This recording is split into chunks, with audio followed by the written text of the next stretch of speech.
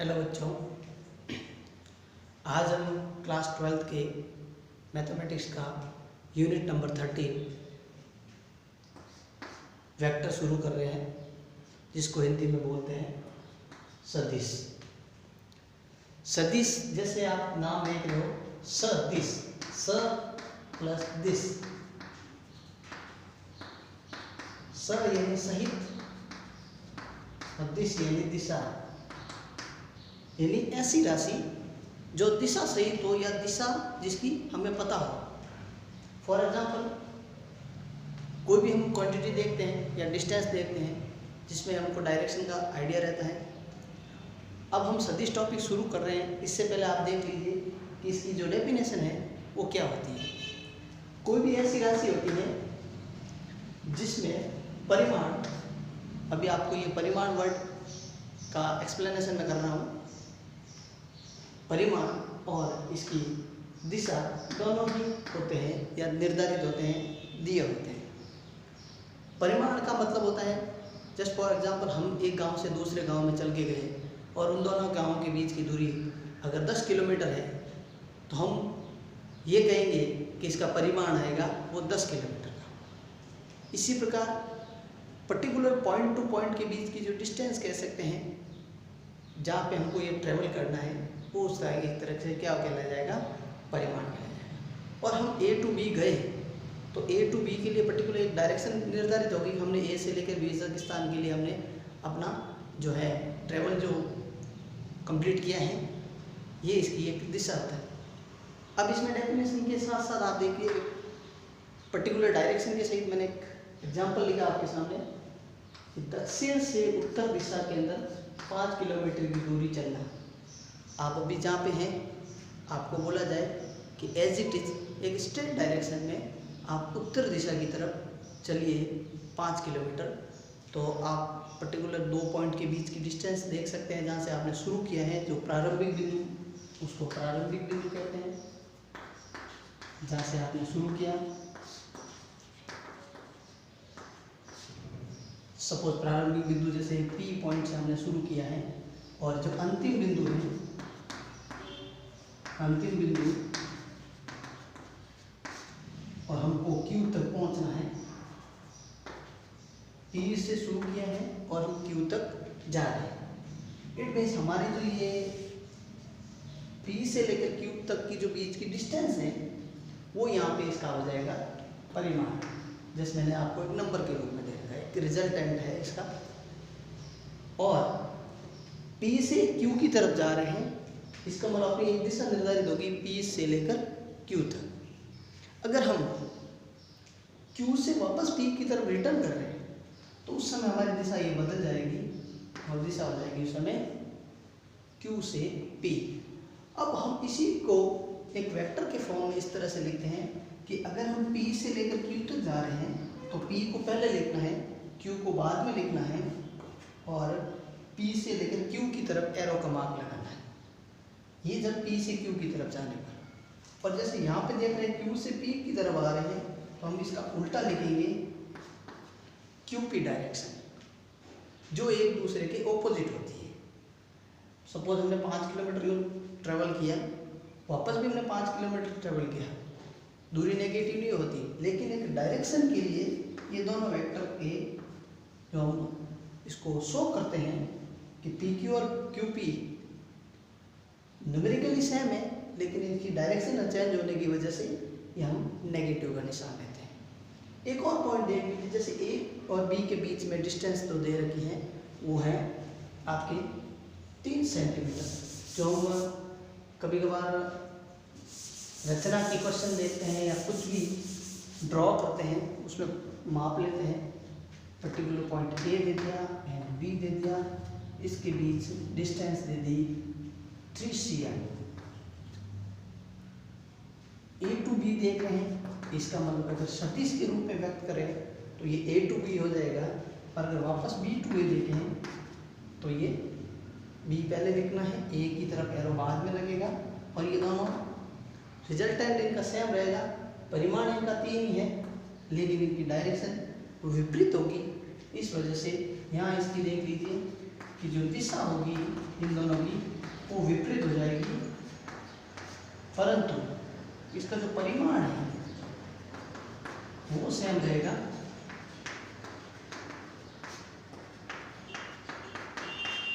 परिमाण समान रहेगा। तो उम्मीद है कि आप इस दोनों कंसेप्ट को इंट्रोड्यूस हो गए होंगे इससे। अब हम इसके टाइप, सदिश के टाइप के बारे में पढ़ेंगे कि अपने सिलेबस में सदिश कितने टाइप्स के हैं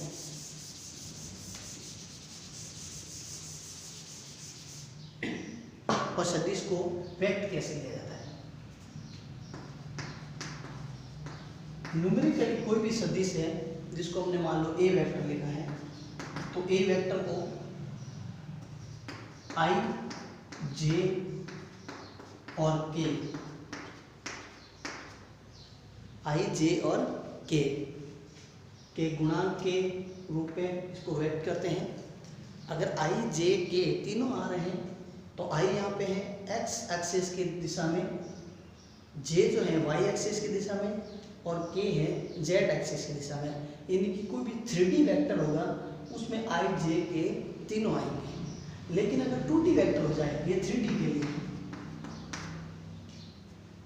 अगर 2D वेक्टर के लिए आ जाए, मान लो बी वेक्टर 2D के लिए लिया जिसमें 5 आई और 7 जे, इसमें 2 ही डायरेक्शन होगी एक्स और वाई, ये पर्टिकुलर 2D डायरेक्शन जिसमें 2 डायमेंशन होते हैं, 2 विमाएं होती हैं। इसमें 3D होंगे यानी एक्स, वाई, जेड तीनों होंगे। इसमें मान लो एक्स वाई हो गया या एक्स वाई होगा। इसका क्या रीजन है कि आई एक्स के लिए आता है और जे वाई के लिए आता है। तो कोई भी सदिश आई, जे, के की फॉर्म में ही व्यक्त किया जाएगा। और इसके जो टाइप है, टाइप में देख लीजिएगा यहाँ पे कि सदिशों के प्रकार, अपना पॉइंट है पहला सदिशों के प्रकार।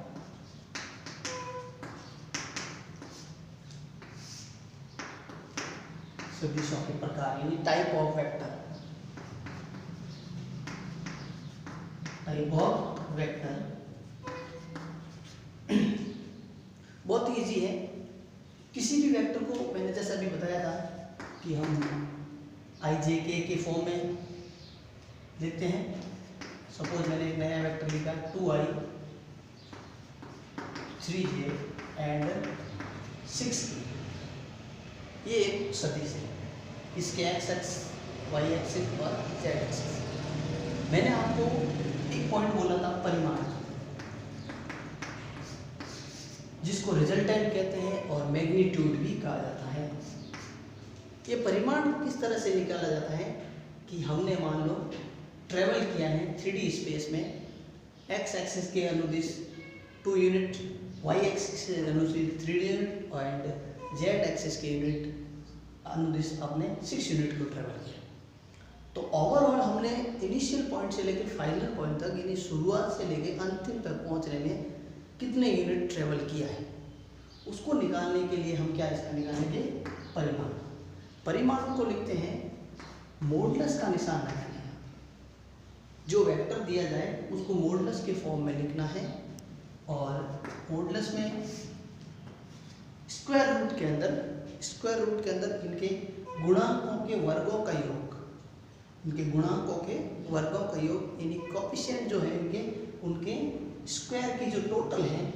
जैसे यहाँ पे आई का गुणांक यहाँ पे 2 है, जे का गुणांक यहाँ पे 3 है और के का गुणांक यहाँ पे 6 है। तो इन तीनों का हम वर्ग करेंगे और वर्ग करने के बाद 4, 9, 36 का टोटल आपके पास प्राप्त हो जाता है 49, जो कि 7 का स्क्वायर है। तो अपना यहाँ पे रिजल्टेंट कितना आ गया, 7 आ गया। 7 इसका परिमाण हो गया। अब परिमाण के बाद इसका हम एक टाइप ऑफ वेक्टर पढ़ रहे हैं। तो फर्स्ट टाइप समझाने के लिए मैंने ये एक्सप्लेन किया है, क्योंकि मैं एक वर्ड लिख रहा हूँ आपके सामने, इकाई सदिश। वर्ड लिखा है मैंने इकाई सदिश। अब ये इकाई सदिश क्या होता है, जिसका मॉडुलस कह सकते हैं या परिमाण कह सकते हैं वो 1 हो, जिसका मॉडुलस यानी परिमाण कितना हो, 1 हो। अब 1 कैसे होता है, इसका एक का एग्जाम्पल लिखता हूं मैं आपके सामने। जैसे मैंने आपके सामने कोई भी एक वेक्टर ले लिया जो यूनिट वेक्टर हो, वेक्टर ए 1/√3 i 1/√3 j और 1/√3 k।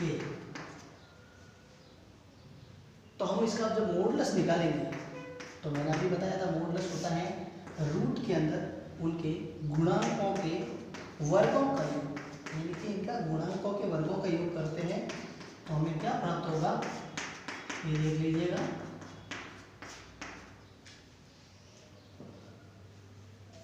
हम स्क्वायर करके देख सकते हैं क्या मिलेगा आपको।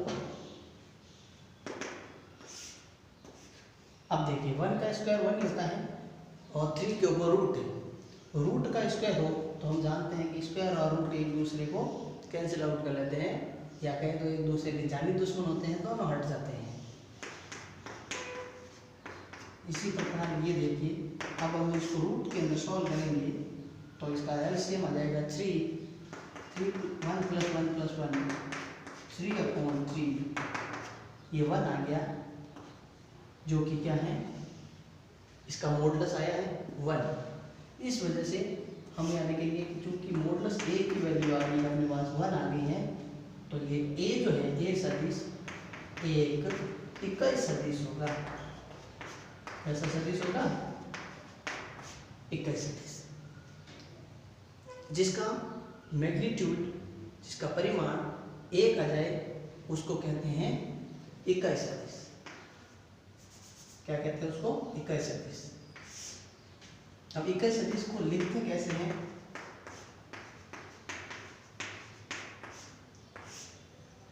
इकाई सदिश को जनरली ए कैप के फॉर्म में लिखा जाता है, लेकिन अगर कोई एक ए वेक्टर दिया हुआ है और उसका परिमाण 1 आ रहा है, वो भी इकाई सदिश ही होगा। अब मैंने ए कैप यहाँ इसलिए लिखा कि हम कोई भी वेक्टर को इकाई सदिश में बदल सकते हैं अपना एक फॉर्मूला यूज करके, जिसमें हम इसका पॉइंट टू पॉइंट स्टडी करेंगे। मैं आपको अभी बता दूं कि किसी भी सदिश को इकाई सदिश में कैसे बदलते हैं। जैसे मैंने एक वेक्टर ले दिया आपके सामने 2i 2j and k। अब ये वेक्टर है, इसका परिमाण देखते हैं, मॉडुलस देखते हैं कितना आता है। Modulus of a equal to i j और k, इनका स्क्वायर, 2 का स्क्वायर 2 का स्क्वायर 1 का स्क्वायर, 4 + 4 + 1 इक्वल टू √9, जो कि इसका होता है 3। अब ये जो 3 है ये 1 के इक्वल तो नहीं है, इसका मतलब ये वेक्टर यानी ए वेक्टर यहाँ पे इकाई सदिश नहीं है। जो ए वेक्टर है वो इकाई सदिश नहीं होगा।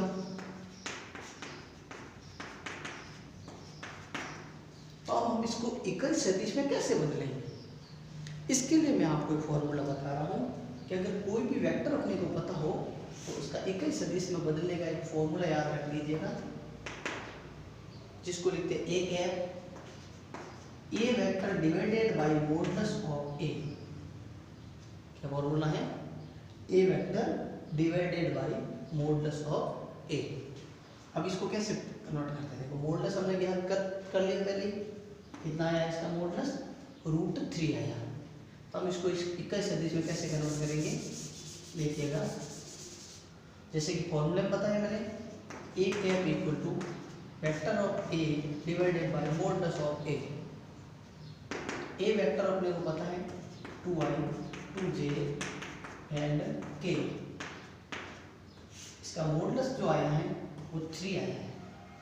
अब ये जो 3 है वो i के साथ भी लिखना है अपॉन में, जे के साथ भी लिखना है और के के साथ भी लिखना है अपॉन। अब यहाँ पे के का कोएफिशिएंट कोई नहीं है तो आप लिख सकते हैं। इस तरह से हमें जो अब प्राप्त हुआ वेक्टर ये अपना इकाई सदिश है,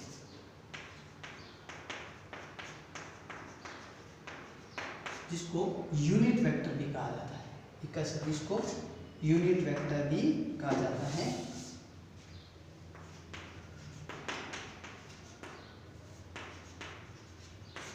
यूनिट वेक्टर। अब हम देखते हैं इकाई सदिश हुआ कैसे, मतलब इसका परिमाण एक आता है या नहीं आता है। तो अब वेक्टर एक को हमने याद कर चुके हैं परिमाण इसका, तो इसकी जगह मैं इसका इकाई सदिश लिख लेता हूँ। हमें पता चल जाएगा कि इकाई सदिश किस प्रकार हुआ है। एक एफ जैसा कि अपने निकाल दिया है 2i 2/3i 2/3j and 1/3k। अब इस इकाई सदिश पता लगाने के लिए एक कैप का भी हमको मॉडुलस निकालना पड़ेगा। तो यहाँ पे वापस वही प्रोसेस जैसा हमने मॉडुलस ऑफ ए वेक्टर निकालने के लिए था, वैसा का वैसा मॉडुलस ऑफ ए कैप निकालेंगे। तो आई का स्क्वायर है, आई के गुणांक का स्क्वायर, जे के गुणांक का स्क्वायर और के गुणांक का स्क्वायर। सॉल्व कर दीजिएगा 4/9 + 4/9 + 1/9, जिसको हम लिखेंगे 9 एलसीएम आ गया इसका, तो 4 + 4 + 1 = 9/9। 1 आ गया है। 1 आने की वजह से ये प्रूफ हो गया है कि ए कैप का जो मॉडुलस आया है 1 है।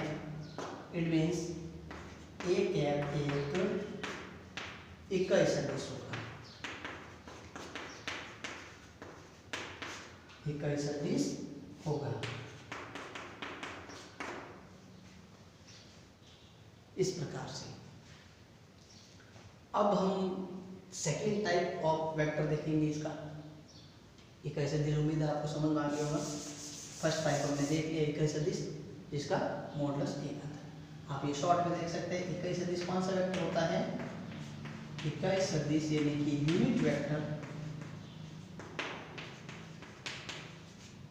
जिसका मॉडुलस 1 आता है। यहाँ पे वेक्टर भी हो सकता है अगर हम मॉडुलस 1 आ गया तो, और नहीं है तो उसको हम कन्वर्ट करेंगे तब एक कैप आएगा। जनरली एक कैप कन्वर्ट करके उसका वैल्यू 1 आ जाता है इकाई सदिश के लिए। और सेकेंड टाइप है इसका टाइप ऑफ वेक्टर में, वो हम देखते हैं जीरो वेक्टर, शून्य सदिश। अब ये शून्य सदिश क्या होता है।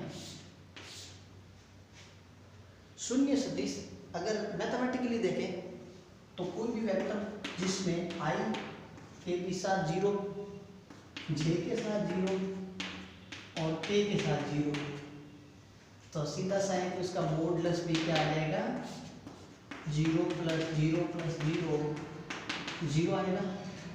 यानी जिसका मॉडुलस ऑफ ए 0 आ जाए उसको हम कहेंगे शून्य सदिश। अब ये होता कब है। सपोज हम पॉइंट ए से शुरू हो रहे हैं और यहीं पे हैं हम, शुरू हुए ही नहीं, ए ही हमारा प्रारंभिक बिंदु है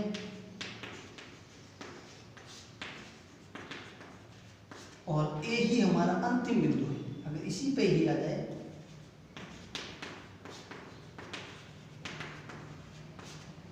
इसी पॉइंट पर, यानी हमने कोई इसका डिस्टेंस ट्रेवल नहीं किया, अपनी दूरी 0 होगी, या यूं गए अगर बी तक गए तो बी भी वही है जहाँ ए है, यानी कि ए तथा बी दोनों संपाती। संपाती का यहाँ मतलब क्या है, जो एक ही जगह पे स्थित है।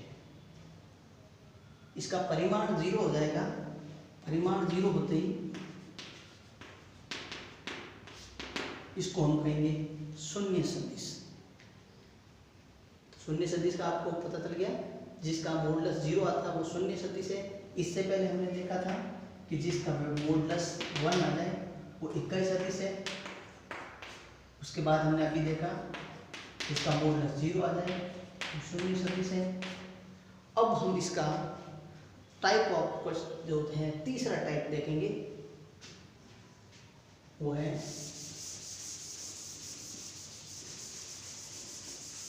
समसदिश।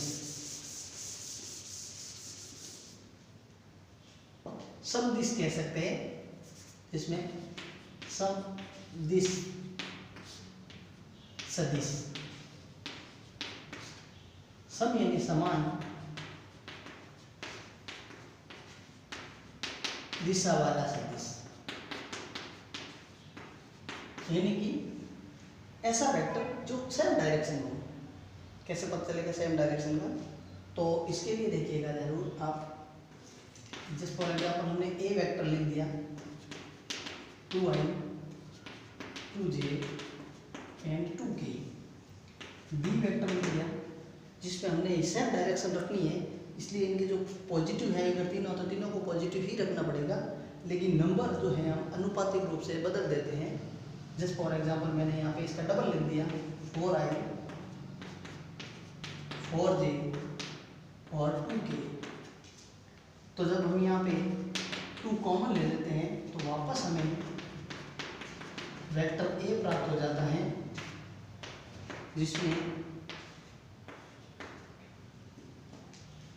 वेक्टर b जो वेक्टर a का डबल रेशियो में है, लेकिन दोनों के निशान हमने सेम रखे हैं। इसका मतलब हमने डायरेक्शन फिक्स रखी है, एक ही डायरेक्शन में दोनों हैं। इसको हम कहेंगे समदिश सदिश, जो सेम डायरेक्शन वाले होते हैं समदिश सदिश। बिल्कुल इजी टॉपिक है ये। अगर विपरीत दिशा में आ जाए, यही चीज विपरीत दिशा में आ जाए, तो मैं इसको कैसे लिखूंगा कि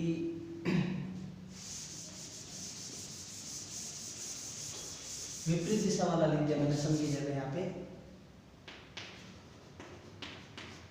जिसको हम विपरीत सदिश कह सकते हैं। विपरीत दिशा वाले विपरीत सदिश, इसमें क्या होता है, इसमें अपना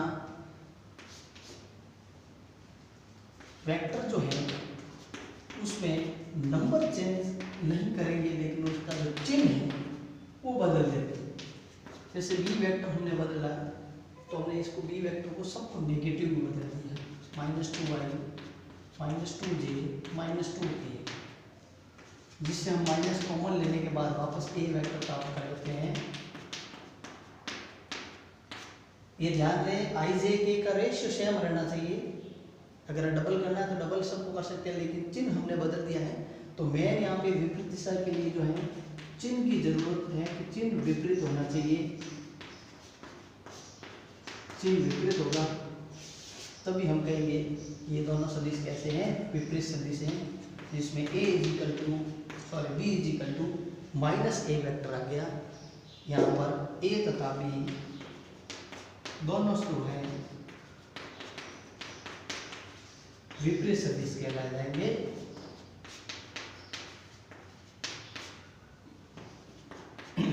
विपरीत सदिश होंगे। तो हमने सम सदिश विपरीत सदिश पढ़ लिया। इससे पहले हमने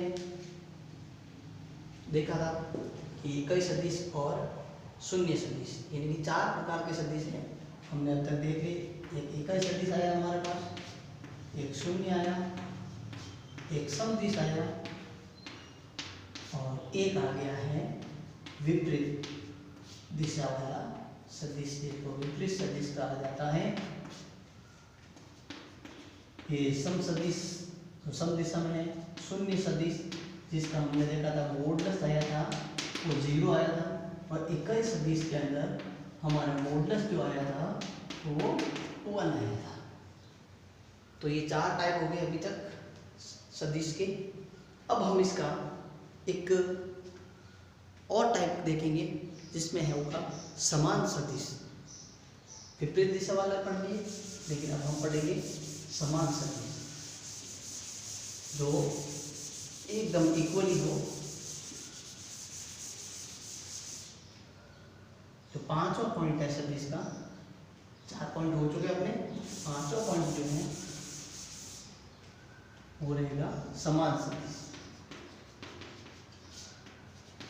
समान सदिश में क्या होता है, वेक्टर ए और वेक्टर बी एकदम इक्वल होते हैं। आप एग्जाम्पल और क्वेश्चन आएंगे उसमें देख लेंगे, बिल्कुल इजी है। वेक्टर ए और वेक्टर बी अगर दोनों इक्वल ही है, क्वेश्चन में दिया इक्वल है, वहाँ पे हमको कोई वैल्यू निकालनी पड़ेगी, तो वो कहला जाएगा समान सदिश। अब एक मोस्ट इम्पोर्टेंट टाइप्स का आइडिया है जो कहलाता है पोजीशन वेक्टर, यानी स्थिति सदिश। स्थिति सदिश जिसको कहेंगे पोजीशन वेक्टर। पोजीशन वेक्टर, अब पोजीशन वेक्टर क्या होता है, इसमें आपको एक बिंदु दिया जाएगा।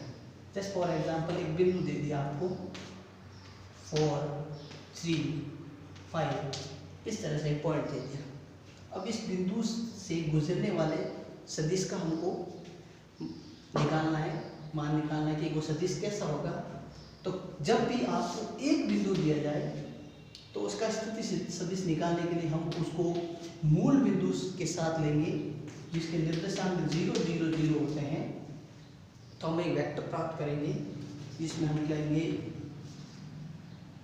OA vector. सॉरी, उस वेक्टर को क्या कहेंगे हम, OA वेक्टर। क्यों OA वेक्टर देंगे, जैसे मान लो अपने यहाँ पे 0, 0, 0 दे रखा है कि O पॉइंट है, और A पॉइंट अपने पास यहाँ दे रखा है जो मैंने बताया है 4, 3, 5।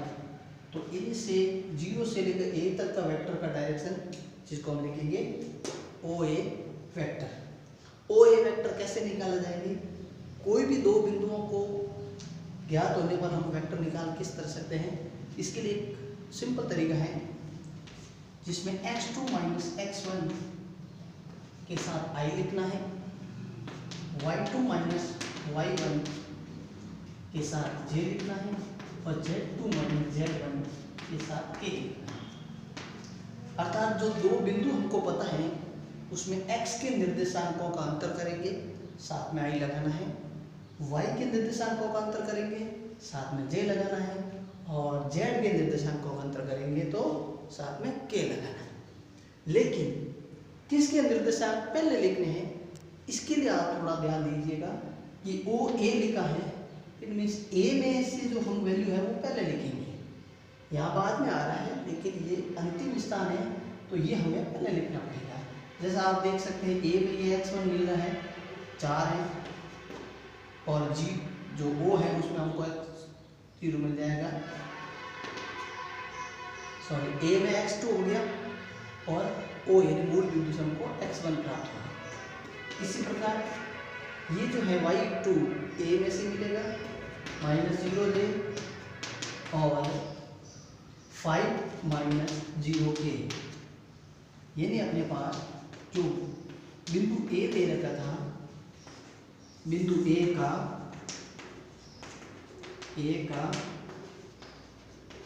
स्थिति सदिश आया अपने पास OA = 4i 3j and 5k, जो हम डायरेक्ट भी निकाल सकते थे, लेकिन एक प्रोसेस भी इसका तरीका ये है। बाकी अगर दूसरा बिंदु अगर मूल बिंदु है तो इनमें कोई फर्क नहीं पड़ेगा। 4i 3j और 5k बन गया है, जो इसका क्या कहलाता है, स्थिति सदिश, जिसको हम पोजीशन वेक्टर कहेंगे। एक पर्टिकुलर पोजीशन को हमें शो करेगा।